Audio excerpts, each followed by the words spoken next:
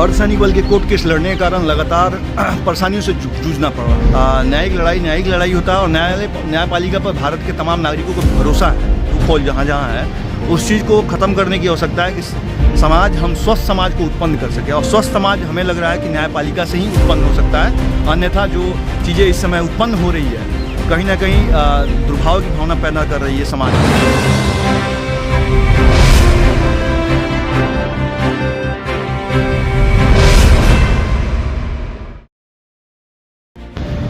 अर्धसैनिक बल के कोर्ट केस लड़ने के कारण लगातार परेशानियों से जूझना पड़ रहा था और इस परेशानी को ध्यान में रखते हुए न्यायिक लड़ाई लगातार जारी है। इस लड़ाई को देखते हुए सब लोग को बात समझ में आ चुकी है कि न्यायिक लड़ाई होता है और न्यायपालिका पर भारत के तमाम नागरिकों को भरोसा है।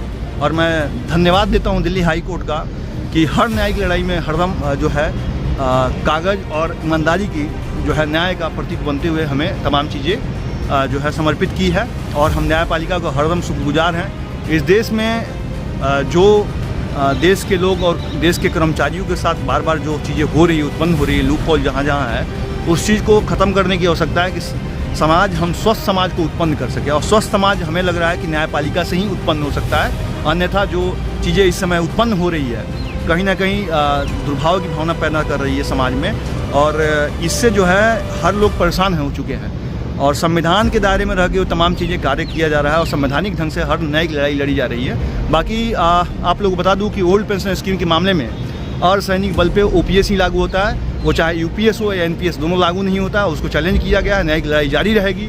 आगे वाला समझदार है लेकिन उसको ये चीज़ें पता नहीं है कि भारत सरकार के गजट में 2004 में स्पष्टतापूर्वक की गई है कि सशस्त्र बल पे NPS लागू नहीं होता है और इसकी लड़ाई जारी रहेगी। हम इस चीज़ को फिर न्यायालय में उठाने की जो है कोशिश करेंगे सुप्रीम कोर्ट में। और इसकी 8 वीक में जो हमें काउंटर एफिडेविट जो है एडिशनल सॉलिसिटर जनरल के साथ दिए जाने के बाद जो है हमें काउंटर एफिडेविट का जवाब देना है।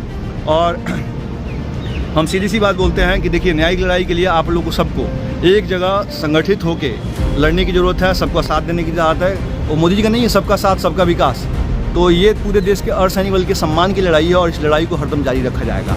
अगर आपको लगता है कि हाँ मेरा अगर कोई भी चीज़ें गलत है तो आप कमेंट बॉक्स में ज़रूर कमेंट कीजिए।